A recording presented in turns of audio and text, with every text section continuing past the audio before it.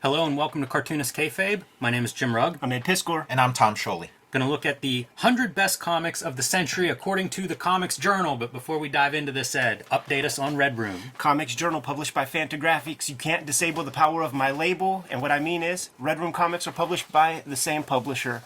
Murder on the Dark Web for Fun and Profit, Jim, is the name of the game. And the machine is in full effect, man. We have 3 issues right here. This is the free comic book day issue. Get that August 14th for the sum total of $0.00. Every issue self-contained, complete stories whenever you scoop one up. Not for the faint of heart, but we know that you guys have been itching for that kind of material, man. So scoop up these comics. If you see them, you'll get a complete experience. And if you want to read them, straight from inspired by Jackass, if you remember that sequence. You can read these comics before they hit paper as well, man. Hit up my Patreon, patreon.com/Ed Pisker. You'll see cameo appearances of a young Jeff Foxworthy like Eric Reynolds, Gary Groth, El Chapo, and Hulk Hogan. $3 for the archive at the Patreon, and there are well over 100 pages of comics up there as we speak. That free comic book day is impressive, man. Tom, Tom, what about you? I got Jack Kirby, The Epic Life of the King of Comics. It's the life story of Jack Kirby told in graphic novel form, drawn entirely with a pencil. I also have the companion piece, Fantastic Four Grand Design. Try to catch that glare on that invisible woman right if you there. can handle it a little, yeah, you can see Sue appear and disappear. It's a magical cover gimmick. That's sweet. I never noticed that detail. That's really cool. Yeah, I think it makes the book. I love it. It's worth owning for that reason alone, and you got the whole story of the Fantastic Four to boot. And then also, you can see what new comics I'm making at Patreon. Go to patreon.com, search Tom Scholey. And I have a YouTube channel, Total Recall Show, where we just reviewed the Black Widow movie. You need more panels on those pages, though. Fucking slacker. Superpowers has more panels. Superpowers is a 7x7 grid. What you got, Jimmy? You can join me on patreon.com/Jim Rugg, where I upload out-of-print zines and mini comics like this 2013 Street Angel sketchbook collection of commissions, drawings, and actual sketchbook pages like this one. You can also see a lot of my original art there, notes, process, how I make the comics I make, like Street Angel, Octobriana, and much more. You can join me on patreon.com/Jim Rugg for all of that. But we have 100 comics to consider here, so no time to waste in this intro. Wow. This came out in the early 2000s, late 90s, I believe, and some limitations to this off the bat. This is primarily English language comics that have been available in America. So this is not global, but rather concentrated on things that we've been exposed to. So if you're watching this at home, also things that you can track down. And it's kind of cool as we go through this, you'll see things that weren't reprinted very well at the time. Almost everything in here now is much more widely available than it was at the time. And all underneath this beautiful cover by Seth, doing a wide variety of characters from things like Dr. Manhattan and The Thing to Hey Look, Kurtzman. I love these Dick kinds Tracy, of mixing Chris and Ware. matching. You know, it's kind of it's an interesting mashup of what we're getting. Certainly North American centric, but hey, that's the stuff that I have access to. So happy to have it limited in some ways.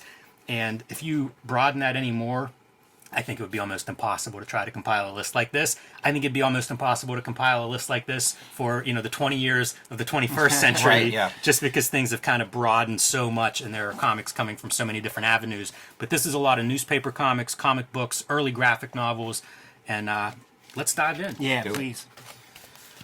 Shout out to the late Tom Spurgeon, the comics reporter, who was the the big editor of this issue, and I think put together the at least the legwork to get these lists compiled. All of the reviews, each entry has like a little bit of a write-up, and they come from about 20 frequent contributors to the Comics Journal, including people like Gary Groth, Kim Thompson, and they're all initialed, so you can see like who is writing about what, and that can be kind of fun as well. Now, Prince Valiant, this is like before Fantagraphics did their giant, But they did do 80s reprints in a big kind of format. So they definitely reprinted them in the 80s. I mean, I've seen Prince Valiant a number of times before those giant Fantagraphics ones from 10 years ago or whatever, but I never fell in love with the comic until those. Prior to that, the reprints just weren't so great. Different color separations and stuff, and it would be it might have even been flexographic printing technology, which gave you the squiggles, and you didn't get the luxurious like little lines or anything like that. But they really did it right with these hardcovers that they've been putting out, probably 20 volumes of that, and they're up to the John Cullen Murphy, so you can get every Hal Foster strip. I have the first 18 volumes, and really dig it. This was one of those few comic strips that you could find, like when I was a kid, in the public library. I don't know who was reprinting those, because that would have been like probably Nostalgia maybe 80s, Press, something like that. But it was one of the few that I could find. Jimmy, it might have been the '60s, man. Yeah, they were old. They felt like old library books, but it was cool that it was comics. Yeah. The Bungle Family, George Tuttle, a lot of newspaper strips in here.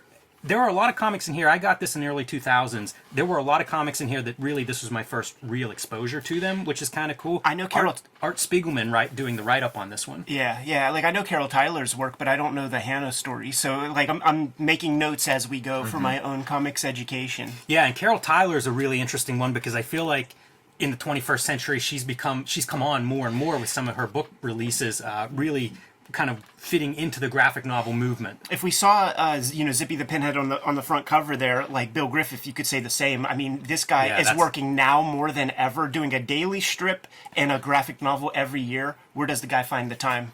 That's the truth, especially considering his work goes back to at least the 70s. And it's also graphic novels that require boatloads of research. You know, these biographical things that require all this back-end reading and research and interviewing and stuff. So I marvel at him, and I really look up to him and his work ethic. One of the fun things with, like, the write-ups is kind of the history of these strips, and a lot of them make some adjustment at some point. A character comes on, or they shift their focus. I think Barney Google starts going to the racetrack more often. That really turns things around for him, or kind As a strip. Takes him to the next level. But it's interesting to kind of see those innovations because a lot of strips work that way. Especially the daily kind of strips where they're good enough to get the daily, but they don't become what we know them as until some element changes. And sometimes it's 10 years in. There's something about that frequency, because you think about manga and how that works with the weekly sort of distribution of these manga series, and it's such intense, immediate feedback. Yeah. I feel like that's something that we can exploit by putting comics up on like Instagram and stuff, where you could get instantaneous feedback. If you put up a strip on Instagram and you get, say, 10 times the likes than you got with something else, maybe you stick on that direction for a little while. I think it's one of the great benefits of being able to have your comics interact on social media, which hard to track in the old days, or especially with like mini comics and stuff. Sparkplug, the name of the horse character that was in those races, and the namesake for Dylan Williams publishing imprint. That's fun. Dirty Plot, Julie Doucette. This is about the time that I was getting into alternative comics. Yeah. And I had an interview called Dangerous Drawings that interviewed maybe 20 alternative cartoonists. She was one of them. It was the first time I saw her work, but cool to see her on the list. I put her in with, like Chester Brown and Seth because Drawn and Quarterly published Dirty Plot as a comic book. And so when I started looking at those, she was part of that group, the Drawn and Quarterly group of alternative cartoonists. In Wizard Magazine, when we were growing up, those formative years, you would hear 8-Ball, Hate, Acme Novelty, Dirty Plot, Palookaville. Like those were the creme de la creme of independent comics, and she was included in that. Her stuff was harder to find. Frankly, the Canadian stuff, the Drawn and Quarterly stuff, was not easy to come by for some reason here in Pittsburgh. Yeah. It'd be a little bit more expensive and stuff. Really like her lettering. That's some of the fun stuff of flipping through these examples too. Like all these cartoonists, most of what's featured in this list are cartoonists that are doing everything themselves. So you'll see like everything's unique from artist to artist. Their own complete language, their own complete idiom. Los Tejanos. I think that's the first Fantagraphics comic book publication. So maybe a little bit of bias on including this one. There's going to be a little bias and probably a boatload of pretension in here. So, but one of the early underground artists, Jack Jackson, coming out of the Texas area. There's like that second pocket in Texas where a number of Gilbert Shelton, a number of these cartoonists come out of there. That are major contributors to that underground aesthetic. These are a little different because they're historical comics, compared to, say, a Robert Crumb or something, maybe a more drug-fueled, free love underground comics. A little bit different, but no comics like this, at that time. His last name doesn't look great without an X replacing the CKS. Yes. Inspired by Kurtzman's war stories at EC. So kind of a fun lineage to connect these comics with. Yeah, those old undergrounds, like they're all interesting, but there's very rarely is there cohesion in the story or something. Like the closest you would get outside of something like this would be when there's like a horror anthology where they're tasked with like just do a horror story. Like none of your fucking psychedelia. Like just get us from point A to B and have a snap ending. I wonder how hard it was for everybody to figure out like which panels to include, because I feel like this is a great panel where you see like the horse and rider just small out the window. It's a really nice panel to pick. Humor comics of Basil Wolverton, 1942 to 1973. Basil Wolverton, one of those guys like a Fletcher Hanks or somebody, super stylistic, comes out of the golden age. Interesting because he was not a New York-based cartoonist. Yeah. So, that unique aesthetic I think could be partially because he's out on his own doing this. And Fantagraphics have come out with a couple of books that have a bunch of biographical information about him, along with reprinting all of his early work. And you really get a sense of like, he's working in the Pacific Northwest and sending packages off to publishers. Talk about like an isolated, and struggling. It's not like he was very successful at that time period, but kept with it and created some of the best comics that continue to be reprinted today and look amazing today. Like it makes sense. He's sort of aesthetically isolated too. You talk about Fletcher Hanks as being sort of like the closest thing to him, and nobody was talking about Fletcher Hanks until that Paul Karasik book. Prior to that, Basil Wolverton was like the weirdo of that era. And he wasn't even being talked about for the longest time until a guy like Glenn Bray kind of dusted him off and gave him that reassessment and started collecting his work and making it possible for reprints to happen. Now has an artist edition. Yes. So again, like you go from like 1999, this is February 1999 is this issue. So we'll try to update what we know about these artists and where you can find them now. But think of how far Wolverton has come, how far comics have come, that you can get an artist edition of his work today. I'm looking at this Dennis the Menace by Hank Ketchum, and those just were not available in a reprint format. Even I feel like the paperbacks and stuff wouldn't even be that. It would be collections of like Dell Comics and things. So whenever I would hear about the Hank Ketchum line, it's like I'm not looking at that Hank Ketchum line. I'm looking at Al Wiseman and who's that other dude? Wiseman's the one I always think of. Yeah, but it's not the one that Jaime likes. It'll come to me. Yeah, these are neat. These are a little bit different because they're single panel. Remind me of things like Calvin and Hobbes, right? Mm-hmm. The bad kid, the dad who just wants to read his paper. Over-energized kid. It's the drapery that really, really speaks. Just these like single, quick, flowy lines that really, and also no holding lines with a lot of stuff. This is a little bit probably later, but when you see the earliest stuff, it's extremely stylized. Also, phenomenal success. Like this was such a successful strip. From pretty much from launch. You talk about Al Wiseman and the comic book versions. Even some of those are really spectacular, favorites of the Hernandez brothers. And we have an episode where the three of us talk about Dennis the Menace in Hawaii, possibly the best-selling comic ever made. 20-some printings I think it's gone through. Pretty amazing legacy there. But in this case, calling out the original, the Hank Ketchums. All right, 92 is Pictopia.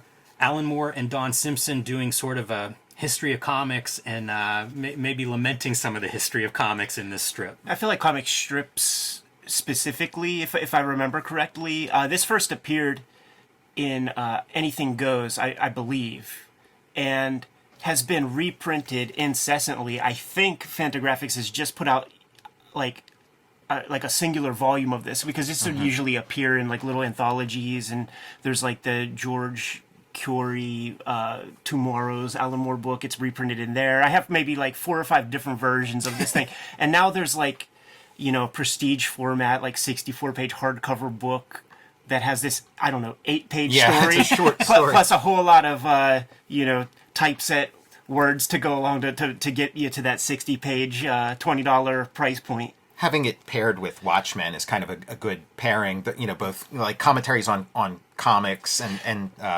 even like in Pictopia, the buildings, it seemed like they were designed to look like a Sunday like comics page, like very deeply like self-commenting. Also came at a period of time too where I think it might have, well, I'm not sure if it was like pre-Watchmen or whatever, but it was like an early examination of the comics medium, and that was sort of in pop culture at the time. There was before there was the movie, there were Roger Rabbit novels, Right. and then there's Super Folks, Yeah. and these examinations of, like, basically these authors were making, proper novels about the pop culture stuff that they grew up with, and just examining that material with adult eyes and an adult perspective. And it seemed like a woodshedding exercise for Alan Moore to do that with the comics medium. Yeah, definitely where his headspace was. Even like Miracle Man having that kind of golden age, Yeah. having that comics history as a big part of the component.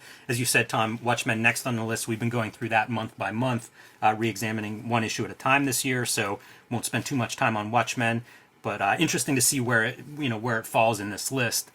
I'd be into doing Mr. Punch as a Sunday or something. It's a kind of a challenging work in that it's voluminous and there's like a lot kind of going on, but it's Dave McKean. He's using photographs, making puppets, painting, drawing, using all sorts of material to put that comic together, and it's not often talked about that much anymore. So I am curious to give it a revisit. Yeah, I don't know it at all. Is Yeah, it I've never read like it a either. graphic novel? I mean, Yeah, it's a Vertigo comic, and like this is not the image to show because like the puppets he makes for it are freaking incredible, and it's like Punch and Judy, so like you need to have puppets as part of the narrative. Yeah, I'd definitely be up for looking at that. Fan of both those guys. The autobiographical comics of Spain Rodriguez, 74 to present. Another one of these underground cartoonists. Definitely a unique voice in the Yeah. underground cartooning scene, I think. See me and Gary Groth waxing about Spain Rodriguez in his documentary looking for distribution right now. Might see it on Amazon Prime. That's an exciting foreshadowing, hopefully. Yeah. Things to come. But I think of Spain, I think of like the graphic quality of his work. Yeah. Different than some of his underground contemporaries in that it seemed like he was bringing a real traditional comics language or style visually to material that was, of course, not the mainstream comics. But very graphic. And of those Zap Comics guys, it's the most kind of readable, understandable to somebody who knows Kirby language or something. The Yeah. Kirby language of superhero comics. You can find an episode on his superhero comic Trash Man Yeah. that we did on this channel a little while ago. All right, number 88, the Fourth World comics of Jack Kirby. Never heard of it. We've worked our way through a few of those. Fun to see that included because it feels like that is a mainstream guy going outside of the mainstream model, approaching this as a giant epic as opposed to the typical monthly, check in, check out, quick fixes. Fourth World, totally different, and it was Kirby, of course, cutting loose after he leaves the Marvel universe of the 60s. New Yorker cartoons of George Price. I'm totally unfamiliar with George Price in his New Yorker cartoons, but the example that's included reminds me of like the Hergé clear line style, or the European clear line style. Absolutely beautiful drawing of this apartment interior. There'll be a few of these kind of New Yorker style cartoonists sprinkled throughout this, which, in fact, Bill Malden is probably a good pairing because this is another guy who was doing these single panel.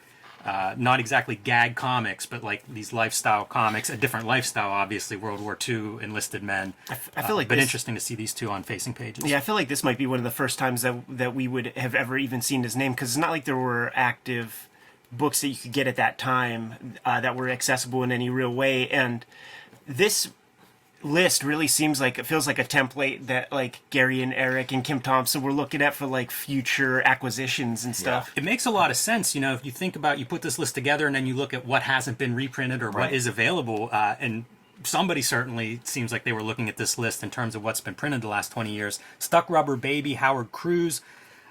Is this an autobio? I believe it's autobio. I'm not going to claim that, but it came at the right time because I think like AIDS awareness might be a part of the gimmick.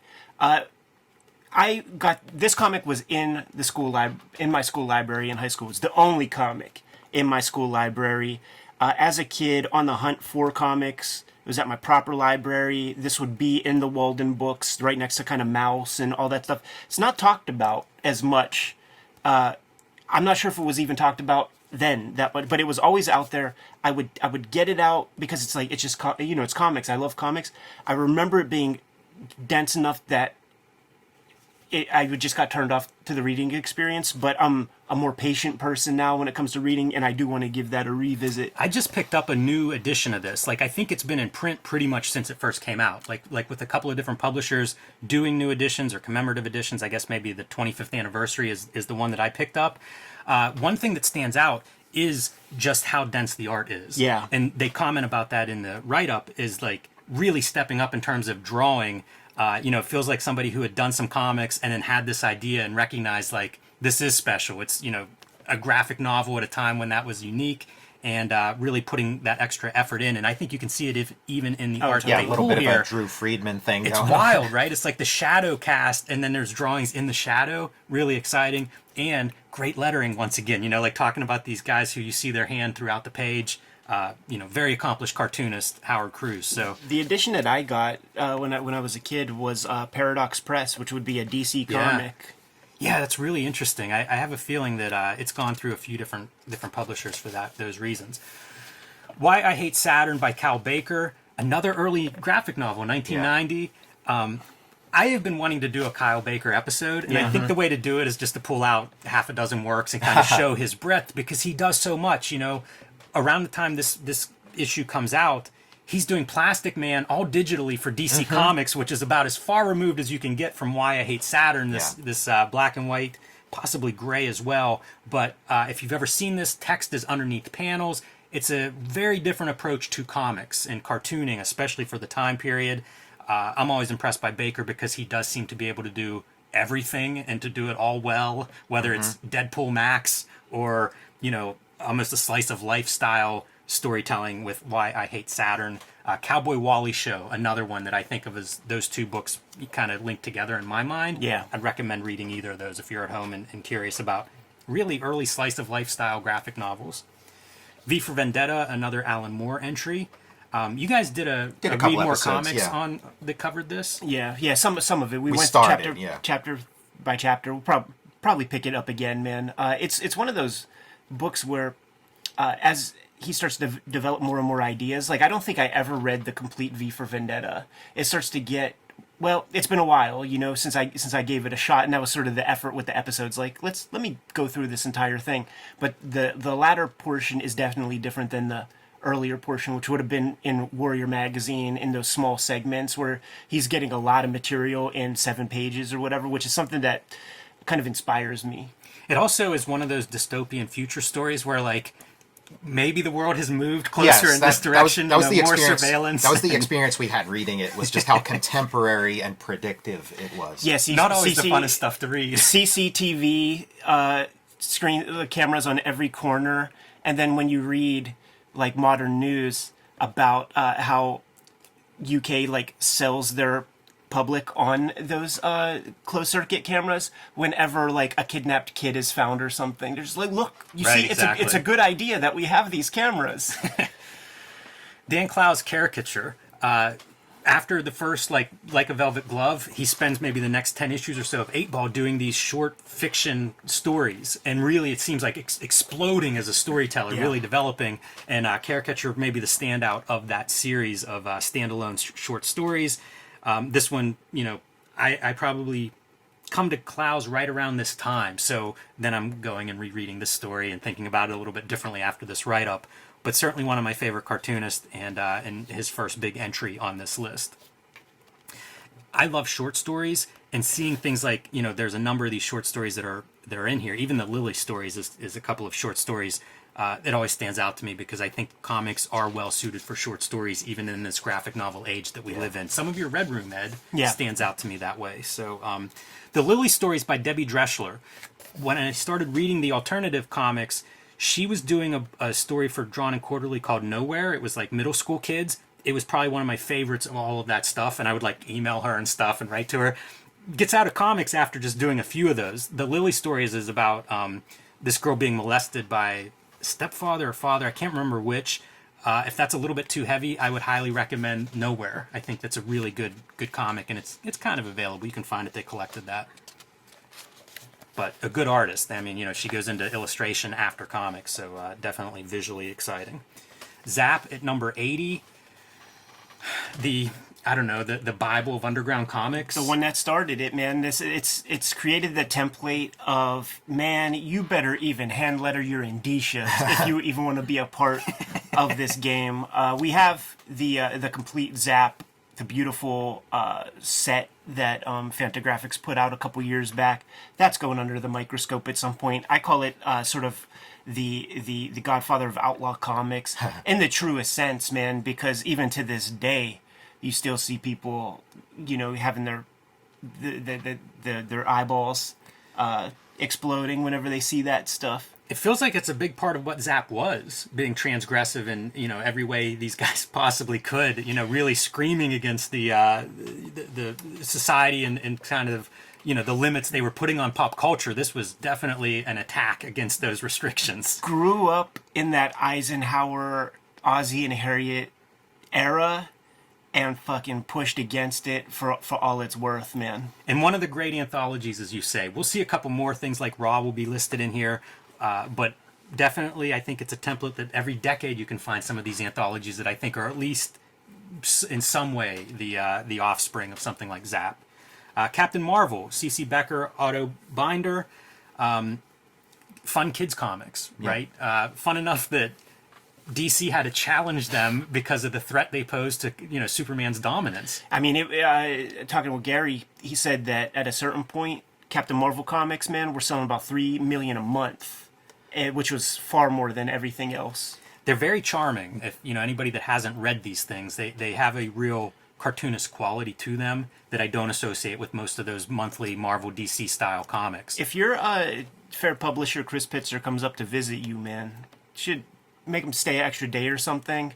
Bring that Monster Society of Evil slipcase joint and put that under the microscope. Do you have it, Tom? I don't have it, but when we were at his house, everybody's hanging out. I just sat there and read it cover to cover because that was like my one opportunity to read that book.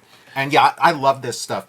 And everybody remembers the charm and the whimsy of this stuff. But it just does like bread and butter, meat and potatoes superhero better than what DC was doing with Superman concurrently. And then even when they brought Otto Binder over to DC to write Superman, the editorial restrictions were such that, like, same guy, but the work just couldn't compare because he was you know, working for these knuckleheads. Yeah, even the CC Beck would come over, and it just wasn't the same. I always think of it as like, it's like more focused Fletcher Hanks, because there's wild stuff that's happening in there, but they hold their shit together enough, Yeah, right, that it doesn't scare the little kids who are reading it. you know, like the difference, like what DC didn't understand about it was that, like, all this crazy stuff would happen, but then it wouldn't end with like, oh, it was all a dream, or oh, I was just playing a trick on you. There's not really this 8-headed monster. There'd really be an 8-headed monster, and to me that makes all the difference in the world.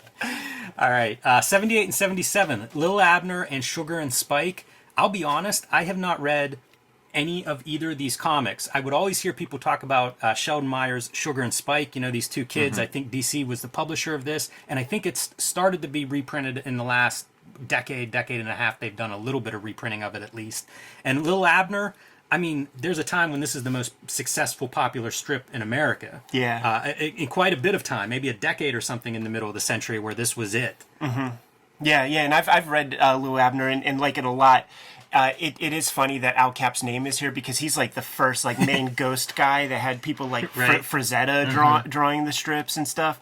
And of course, I'm partial to the Fearless Fosdick, Dick Tracy parody strips, man. But there's so much. Like, my parents still make Lil Abner references and stuff to, like, you know, that person looks like they're from Dog Patch and shit like this, man.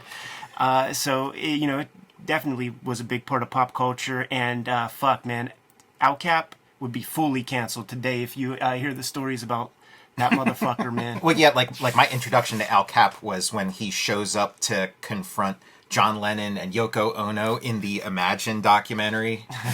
And they get in like a big fight. Master Race, Bernie Kriegstein's one of the last EC comics to come out, and Kriegstein's masterpiece. We looked at this with Warren Bernard, came on, and we went through this comic.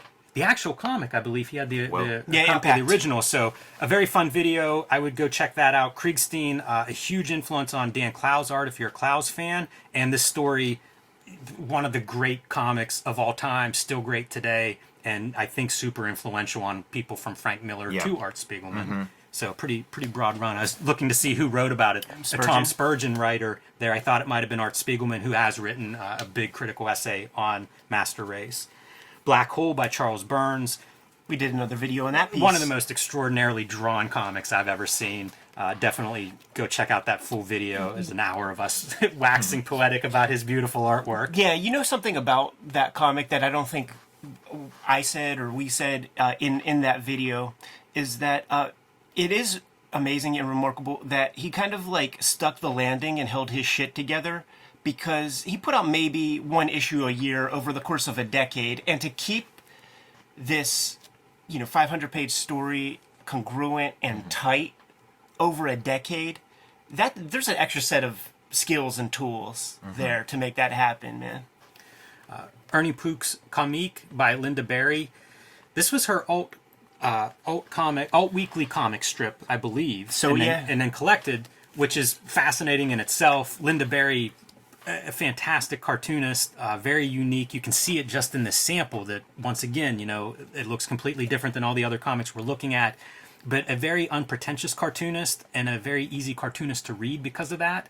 And fairly prolific. You can find a lot of books. I think Drawn and Quarterly has undertaken reprinting her entire catalog, so not hard to find some Linda Berry, and I would recommend any of it. Any of the stuff that I've read, I highly recommend. And she's done a couple of those how-to books that are beautiful. They're sort of like composition books, but just filled with her collages and art and free spirit on the page. It was her, Matt Groening, Charles Burns that were like that first gen, post underground weekly, alt weekly syndicated batch of cartoonists. And she was popular enough in the 80s that you can find video with her on David Letterman. She's the best comic speaker I've ever sat in an audience and watched. If anybody gets a chance to see her speaking or doing a slideshow or anything, definitely take that. She's amazing. She's passionate, man. I'm thinking about one of the Letterman pieces where she was talking about her love of Family Circus, because I think he was talking smack on it or something, and I guess she had struggles in her upbringing, and she described it as like that circle format of like Family Circus. It was like a portal into like a nice family. Yes. And she like got teary like in that That's interview. amazing. I'm gonna have to watch those now. Cartoon History of the Universe, Larry Gonick. We've talked about this a little bit. This is one of those comics that weirdly has probably sold 1 million copies in various formats. You can find these in collections in bookstores before that was a trendy thing to do. I recently picked up the first issue of this, so probably something that'll cross under our microscope in the not too distant future. So you got issue or first like collection? Issue. So from like Rip-Off Press. This came out from underground comics publishers, and once again it was like one of the most kind of like holistic, congruent comics, and just transcended in the same way that we were talking about Stuck Rubber Baby. This Cartoon History of the Universe stuff would be in bookstores, and you could get it in your RIF, Reading is Fundamental, little tear sheet things. But unfortunately, for my taste, from when I was age 6 to now, the kind of cartooning, the big eyes, like all the style, just never spoke to me, man. It's like definitely Walt different. Kelly kind of. Definitely different than your typical comics. Especially from Rip-Off Press, like an underground publisher. Number 72, Mazzucchelli's short stories in Rubber Blanket. We looked at some of those. We looked at the Big Man.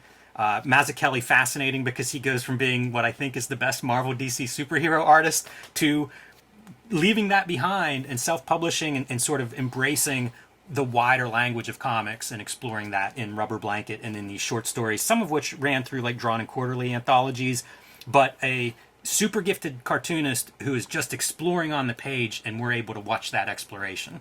Very, very interesting to see that. You know, not too many cartoonists go from that. At the time, there was a real divide between alternative and mainstream, so to see one go from mainstream to alternative, pretty unusual.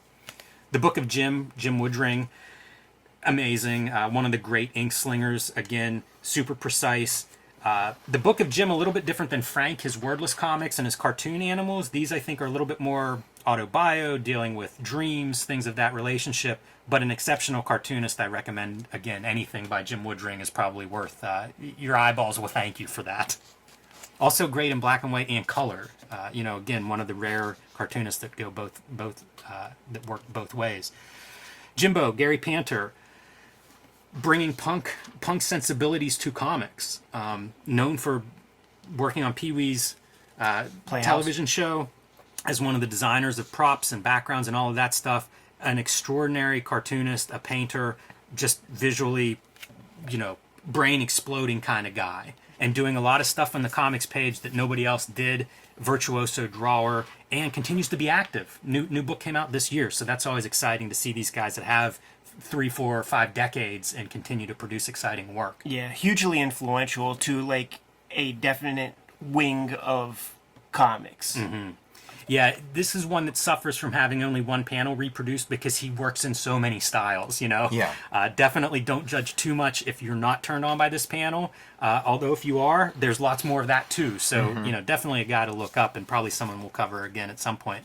Lynn Ward. So 1930, this is Madman's Drum, but Lynn Ward did several of these wood carving, woodblock printing graphic novels.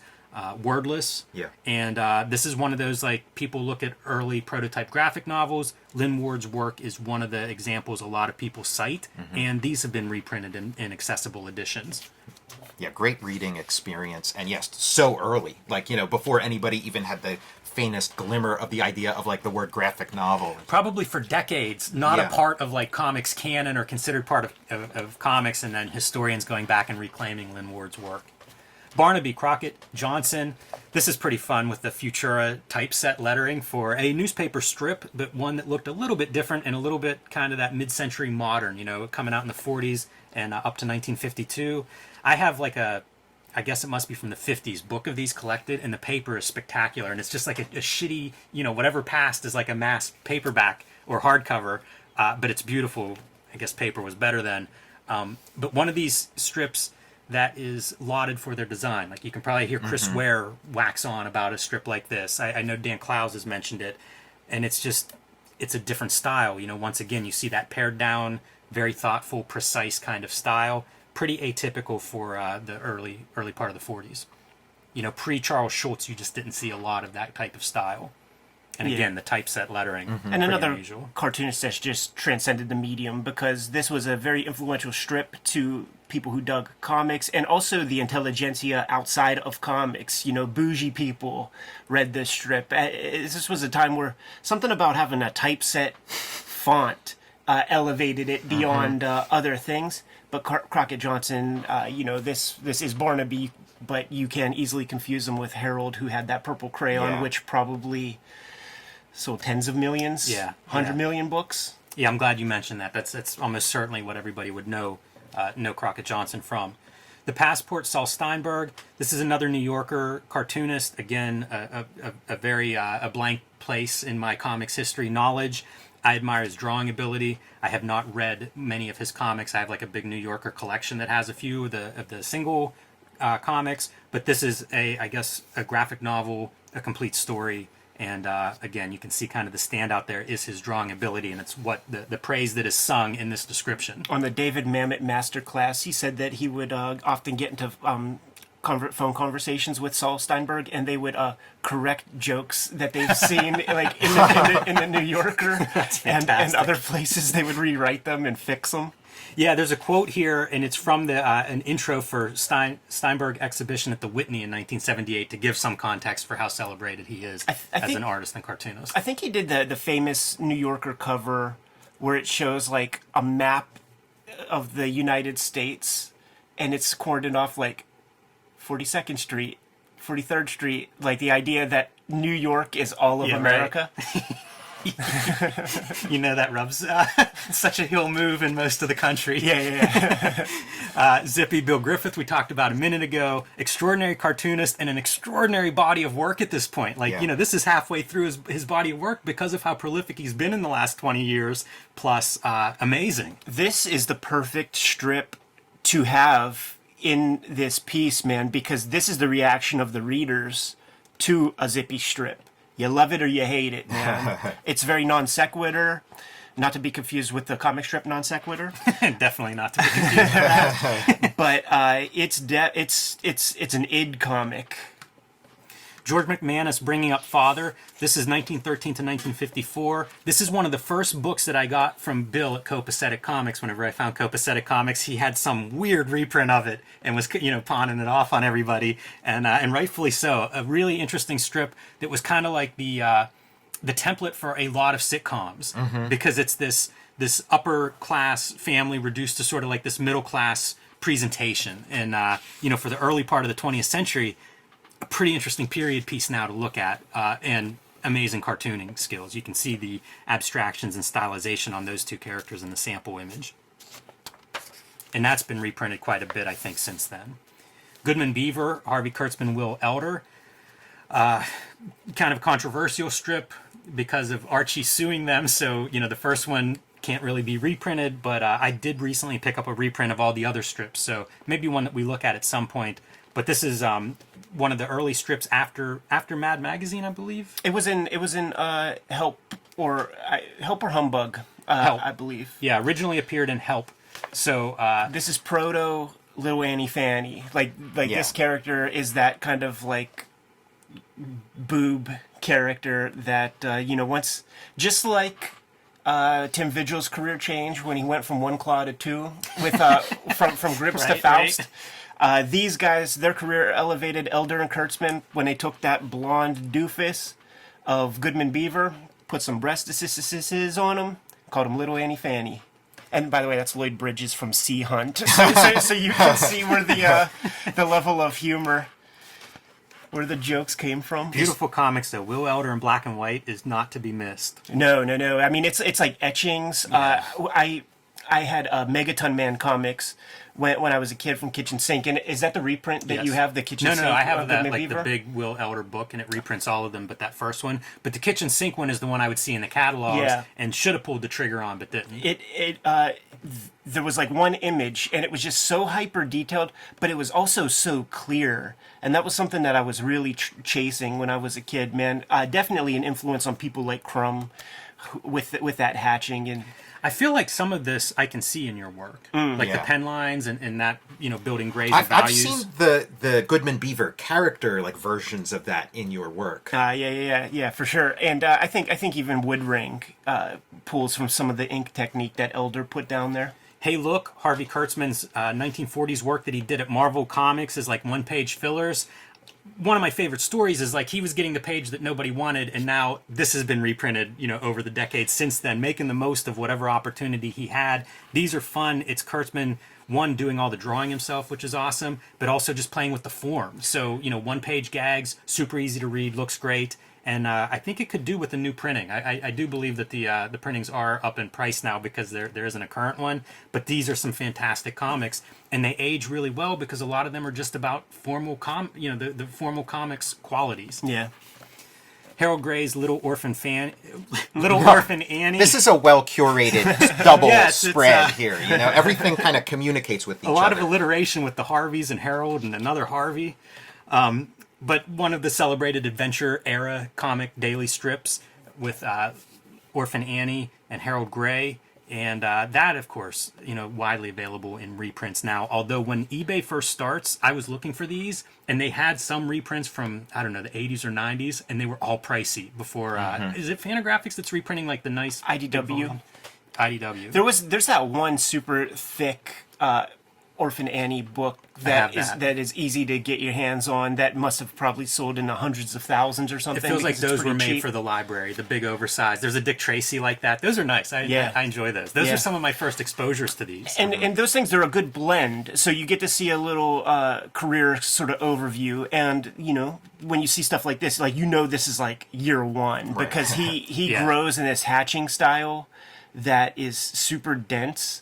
And then that has to ultimately go away when the print technology and the reduction of the daily strips kind of makes everything muddy. Yeah, that hatching stuff, the back of Street Angel Volume 1, number 4, is a Harold Gray homage because I was starting to use pens more. And so, these guys were the masters of the pen drawing and got a lot out of looking at that. '61, American Splendor, Harvey P. Cars, Autobio, man on the street kind of comics. Huge influence, I think, on alternative comics and the directions those took. We get a panel here drawn by Robert Crumb, but worked with, just a litany of who's who for indie artists over the years. And another big personality. You'd see him on Late Night. You'd see him on David Letterman. Yeah. He probably had his shit together too much to call him like a outsider kind of artist or something. But to my mind, he is in the comics realm because he worked at the hospital doing that clerical work or whatever, and would just eat hot dogs and Doritos to save money so that he could print one of these per year, magazine format. Like, what else was magazine format? So it's kind of like he innovated that a little bit in a way, or like, Creepy and Eerie, I guess, might have been out. Creepy, Eerie, and American Splendor. Right.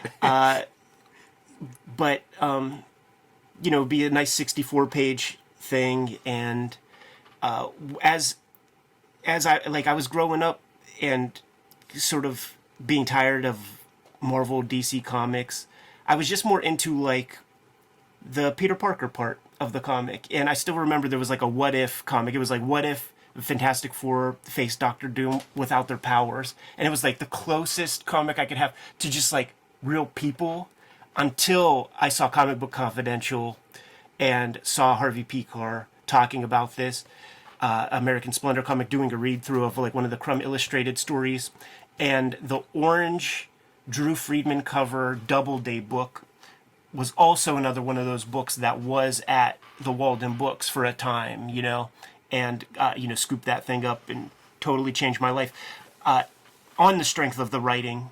Some garbage art in there, and that's like what inspired me to like reach out to him, like, yo man, let me draw some of those things. But then he gave me like an impossible deadline, and I became one of those garbage artists. And I was like, you learned how the system works. Yeah, like I was like, okay, like I can't diss those guys any longer. That's funny. Yeah, I feel like we all learned that lesson. Alley Oop, V.T. Hamlin, another comic strip that I really don't have any real knowledge of. Little bits, and here's what I ask, and I put out to you guys and or the Kayfabe community. I've heard the term alley-oop phase of like, the planet or whatever. Does that come directly from this comic strip, or is alley-oop inspired by some real like alley-oop phrase that describes prehistoria? You know what I'm saying? Prehistoric times. Because I've heard that term alley-oop phase in regards to like dinosaurs and stuff. And I wonder if it is in relation to the comic. Jeet here, what do you say, man? He would know. And also, is this the inspiration for Exo-Man War? 59, Little Lulu. But not the comic strip, the comic books by John Stanley. Dark Horse reprinted these for a while in super cheap volumes, and I would buy them and read these before bed, and they're fantastic. Yeah. One of the few comic books that really does make me laugh out loud. That very first volume of the Little Lulu stuff that Dark Horse put out, maybe even guffaws sometimes. And it would have to do with just Stanley's impeccable composition and the way that he paced those stories, because very often back in those days, the cartoonists, they had a circumscribed amount of pages to work in, and they just had a story to tell. Page flow be damned. On that page turn, it would be those moments where you would crack the fuck up. Yeah, it's impressive storytelling, no doubt. John Stanley, has done lots of comics, and they all pretty much hold up. They probably could have put almost any of his comics in here, but this is one that definitely is worth tracking down and is a pleasurable read. I think we said that about Calvin and Hobbes when we were talking about it. This is another one that will make you feel good. The New Yorker cartoons of Charles Addams. We all know him for the Addams Family, of course, but again, in this lineage of New Yorker cartoonists, the gag comics, the standalone single-panel cartoonist, and an amazing stylist visually, Charles Addams. You say that, Jimmy, but it was a very long time after, like, fairly recently, we'll say, I discovered that Charles Addams was the creator of the Addams Family. And by recently, I'm saying within, like, 15 years or something like that. I didn't know that it came from New Yorker comics. But when you discover those New Yorker comics, they are freaking fantastic because it really is gallows humor to kind of like a ridiculous. But dude, look at Degree. the example that they have. You know, like this lady chasing after this bird with her baby presumably in its mouth in shadow. It's amazing. Contract with God, Will Eisner. Will Eisner, of course, somebody we've talked about quite a bit on this show. Contract with God, you know, his claim is like the graphic novel. Obviously disputed quite a bit, but certainly his contribution to comics is not in dispute. You know, going back to the spirit. So a guy who was a lifer in comics and really pretty far in his career that he comes up with Contract with God, where he's really telling human stories on this page and in a format that was so dominated by superhuman stories. I think that's probably one of the big influences from him. You know, the body language and almost caricature of regular people. And also Contract with God, the start of him doing this like second arc of his career with these kind of very different stories than what we had seen before this. Not just from him, but from most cartoonists. You wouldn't see. It wasn't like one of the big 5 publishers in New York that published this, right? So it's like you have to innovate on that smaller level to before the big publishers kind of catch up, you know. So it was like, I don't even know if it was like self-published or something that like first round, but it was like just like a small little publisher and things. And I think this has a kind of an artist edition boutique. It certainly should collection right now. If it doesn't, I'd be shocked because that's the other part of him. It's such a pleasure to look at his actual art. Yeah, you know, talk about a virtuoso in terms of drawing and page design and all of those elements. Look at how waterlogged this guy is, man. Yeah, his exaggeration. Yeah, you see the tracks going all the way back to the door. And the framing of this guy with the stairs and stuff, just intuitive composition. Yeah, he's got his like 10,000 hours from all those spirit stories where spirit shows up, you know, in a pouring rain. Joel's Nipple Real Estate Photographer by Ben Catcher. I think this was another strip that ran in like alt weekly type papers. But he's done several of these comics. My first Ben Catcher stuff, I think I've said before, was in an architecture magazine where he had like the last page, and I had a subscription at a place I worked, but I would get it and just be so excited to read that last page. Very interesting artist in that it's almost like watercolor that he's working in, even if it's black and white. And another guy who, New York, a huge subject, you know, a character in his stories, and just people. Yeah. Yeah, he's awesome, man. I spent a whole day with that dude. He brought me out to Parsons where he was teaching and may still be teaching, and it was one of the best days of my life, hanging out with him, talking comics, talking art, and just seeing the sights with him. He was taking me to these like radical at the Parsons University, or however you Parsons, whatever the fuck. There were these like radical classes happening where the professors, in protest for like college tuition costs and stuff, they were teaching classes like out on the grass, and they would like put a stake in the ground and describe what the class is, and anybody could come around and like gather in a circle, almost like Socrates or like some old Greek shit, man. And it was a big field, and there were a bunch of those stakes in the ground, man, and just regular folk who don't have the funds to go to Parsons could just get schooled a little That's bit. pretty cool. Awesome. Yeah. Ben Catcher was a little bit of a revelation because like I'd always seen his work all these years like in black and white, and then only in like relatively recently they started doing these collections, and you realize all these like black and white sort of like look like wash drawings were actually full color paintings the whole time. So his work just kind of took on a whole other life once you see what the real thing looks like.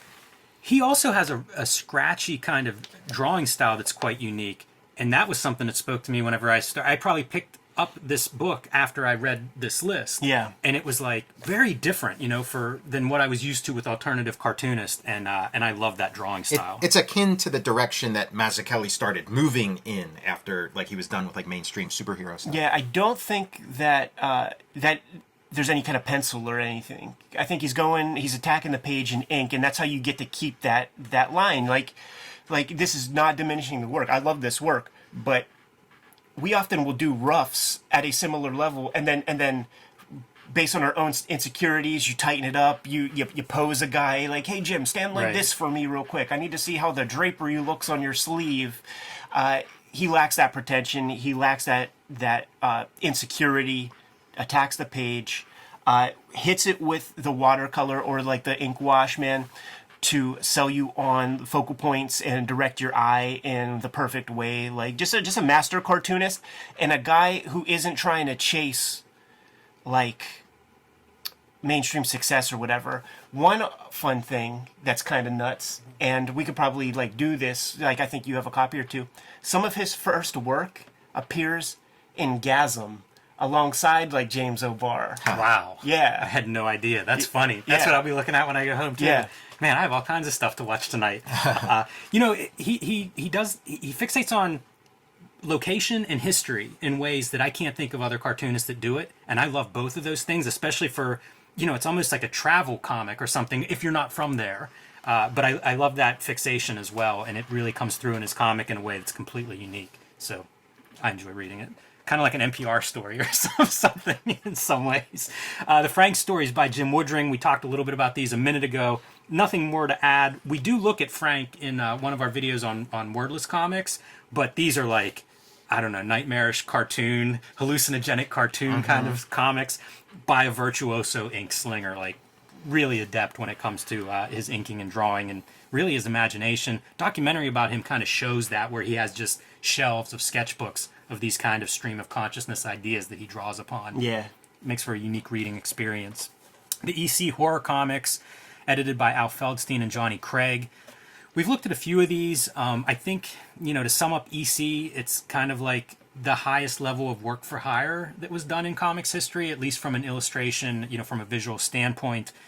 They've been celebrated ever since they were published, between fanzines and fan groups, really celebrating and keeping this group alive in the memory of these comics through really good reprints. Yeah. So almost any generation you can find, some version of these EC comics in a relatively affordable format, and in many cases very well reproduced. Several artist editions exist of this stuff, and exceptional comics. Very fun. Some of the earliest like ravenous fandom in comics is the EC fan addicts. To this day, there are Facebook groups of EC fanatics and guys who are connected through that platform, who have been connected for 50, 60 years. Like when one of these guys passes, it's a tragedy to the whole group, and they tell stories about hanging out with this guy or this fan in an early convention in like the 50s or 60s or early 70s.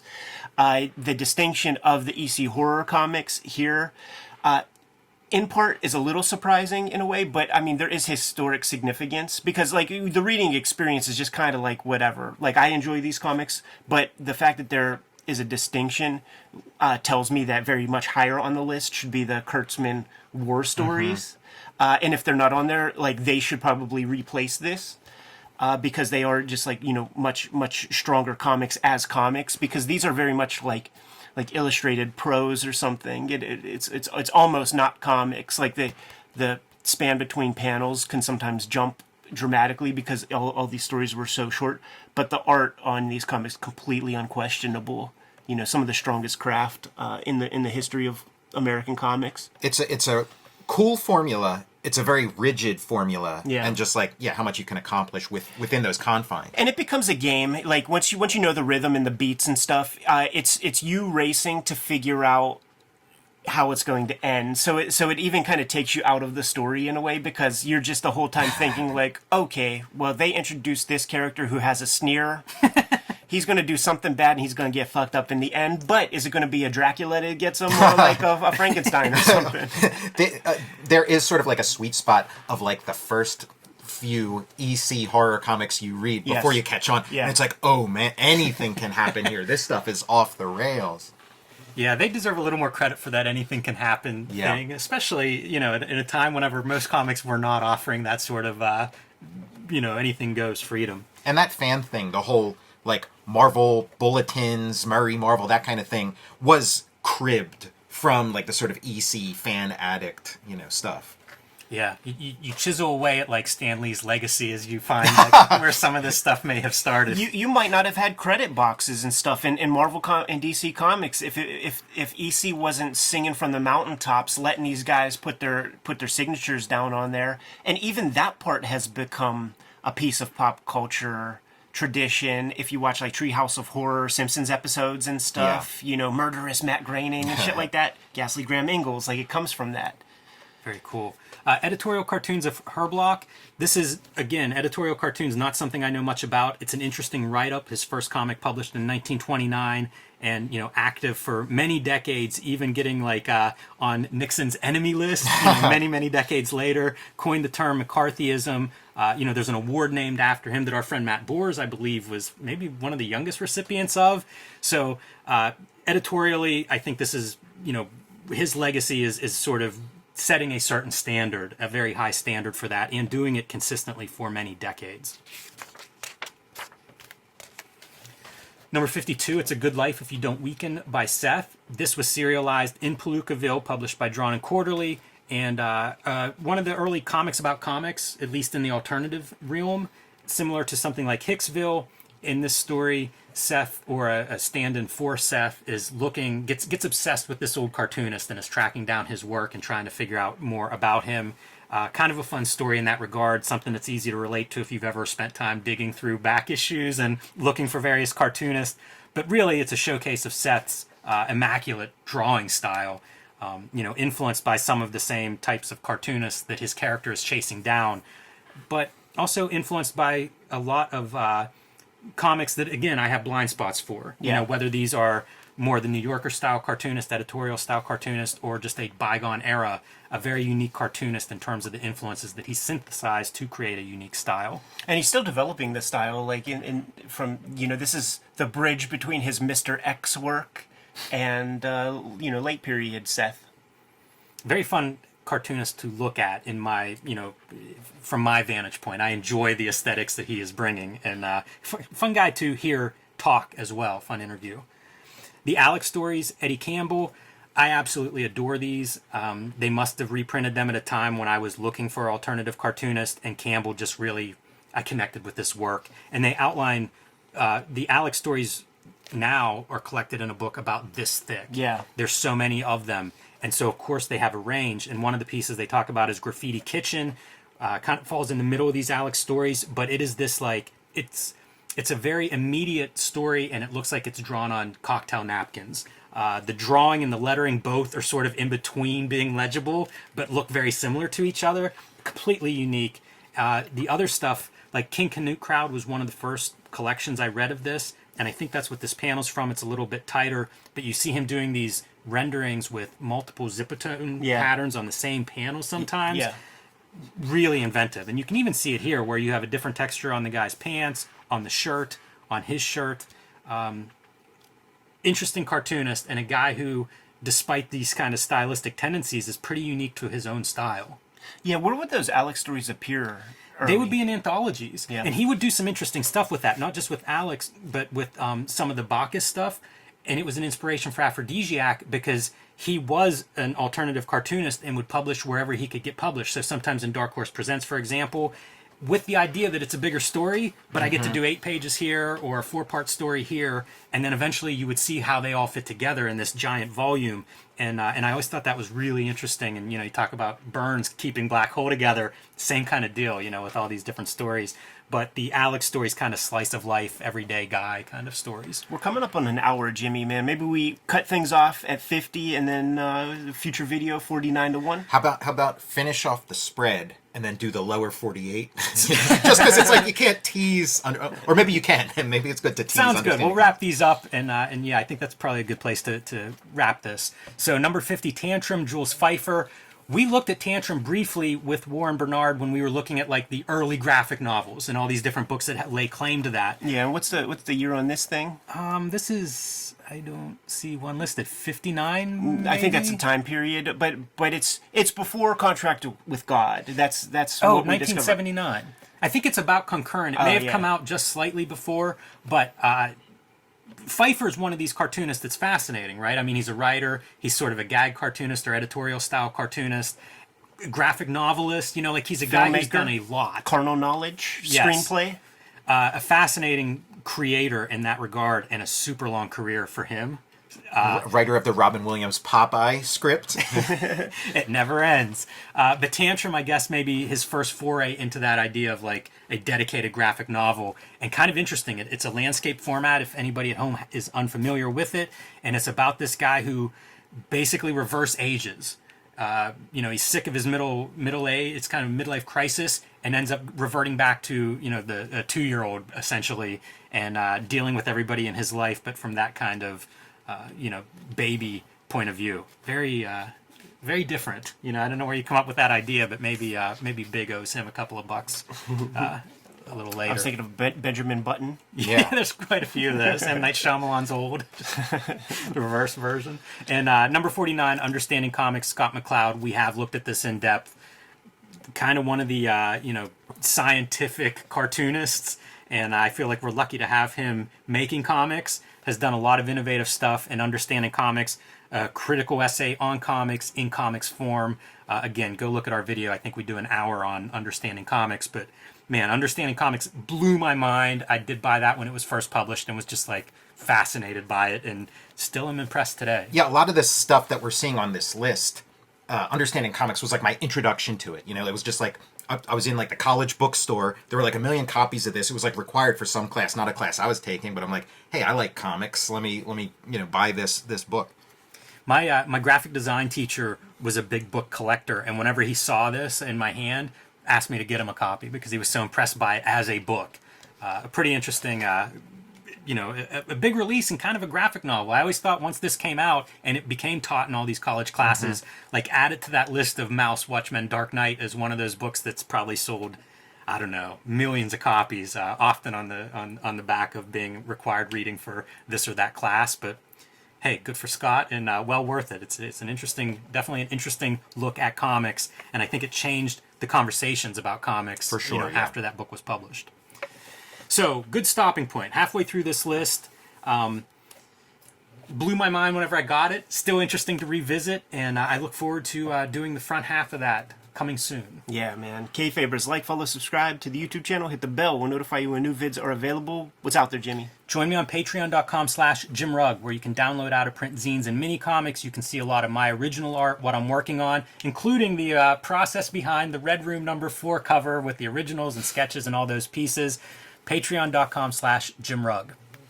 Check out one of the top 100 comics recipients, Jack Kirby, The Epic Life of the King of Comics. Read my Fantastic Four Grand Design, and check out my YouTube channel, Total Recall Show. Red Room Comics in the Wild, from the publisher of Comics Journal, the publisher of this list. You can find these comics at your local comic shop. Every issue is completely self-contained. There are 3 issues out there in the wild as we speak, with the free comic book day comic coming out August 14th, which is all new material. You can read these comics before they hit paper at my Patreon, patreon.com/EdPiscor, $3 for the archive there. And there's well over 100 pages of stuff on the Patreon as we speak. Subscribe to the Cartoonist Kayfabe e-newsletter at the links below this video. You can also find Cartoonist Kayfabe t-shirts and merchandise at the links below this video. I need to go sneak a peek at that top 10 list of this next round. Man, Jimmy, give them marching orders. We're going to be on our way. Make more comics.